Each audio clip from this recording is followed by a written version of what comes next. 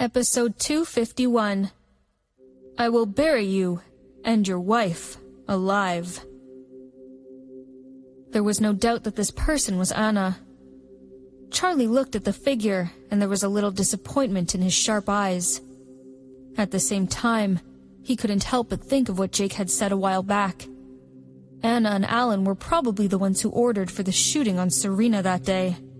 Because they were afraid that Serena would recognize them, they had chosen to kill her in Houston, where they had control. Now, had they come to get rid of her again?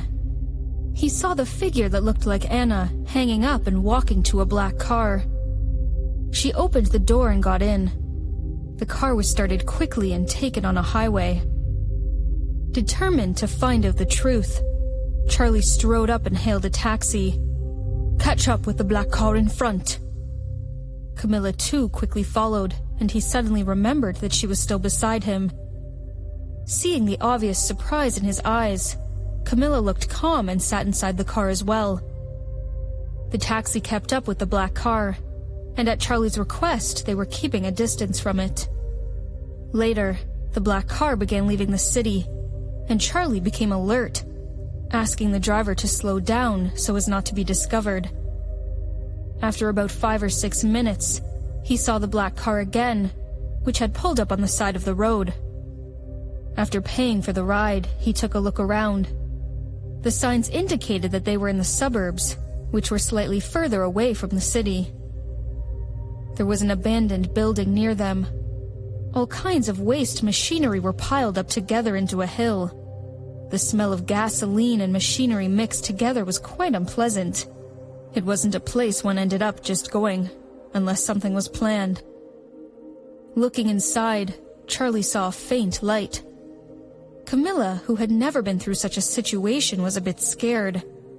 Seeing Charlie's cautious look, she couldn't help but ask, "What are you doing?"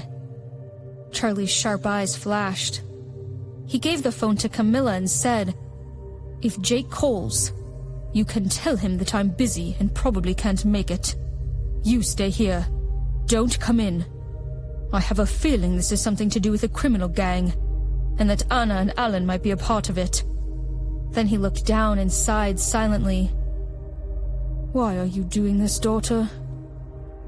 When Camilla heard Charlie refer to Anna as his daughter, a part of her insides muddled up, and she felt a flash of guilt. But that was quickly replaced when she made sense of Charlie's previous statement. She was shocked, covering her mouth and looking at him. "Call the police first, and do not come in. I will go in and have a look." Camilla nodded and stood outside. "Okay." As he turned and was prepared to go in, she called him. "Charlie?" "Yes?" He turned back and asked, "What?" She looked at him for a long time before she whispered, "Be careful." He was a bit dazed, and his heart that had remained quiet for the past month was immediately stirred up again. He took a step back. Her expression was unclear in the dark. She whispered, "Aren't you going?" Charlie smiled, nodded, turned and walked inside. Camilla's heart thumped. It seemed that she no longer hated him that much. Starting from the outburst in the jail and when he almost killed her, she smiled with a touch of self-deprecation. In the darkness, she said to herself in a low voice, "Camilla, you are cheap." Serena was shackled, crying her heart out, but no one was moved. Instead, because of her crying, those people laughed more profoundly. The person who was beating Jake up threw away the steel pipe and smiled happily. "Jake Robinson, the man could do anything, is here, lying down, beat up like a pile of mattress. This is new. Does it make me a psychopath if I feel good? So good." He had finally stopped, and Serena was crying so hard that she had lost all her strength. Looking at her husband lying in a pool of blood, she felt like her body was dismembered. Why? Why did they do that to him? It was all her. It was all because of her. Jake had become like this for her. That was Jake. Her Jake. In her previous lifetime, he used his hands to clear a way out in the business community. How many people had wanted to beat him? But he hadn't cared. He would get his way no matter what. However, at that time, Jake was strong enough with no weakness. If it wasn't for her... Serena thought of it, and her tears could not stop falling. I'm sorry. Sorry. Jake lay on the floor in a half-awake state. He faintly heard the sound of Serena's apology, wanted to speak, but only spit out a large mouthful of blood.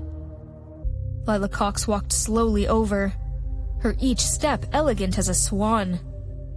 She slowly squatted in front of Jake, looked at him full of pity, and let out a mad laughter. What is so good about this woman? Is she worth it, Jake? For being beaten like this? You must hurt. It must be very painful. But I can put you out of this misery. If you beg me to let you, I will let you go, she said wickedly. He chuckled and said in a weak voice, Beg you? Yeah, I will take you to the hospital, make sure you get treated well, and you can keep living a healthy life. When you recover, you will divorce this bitch and ask her to get rid of the baby.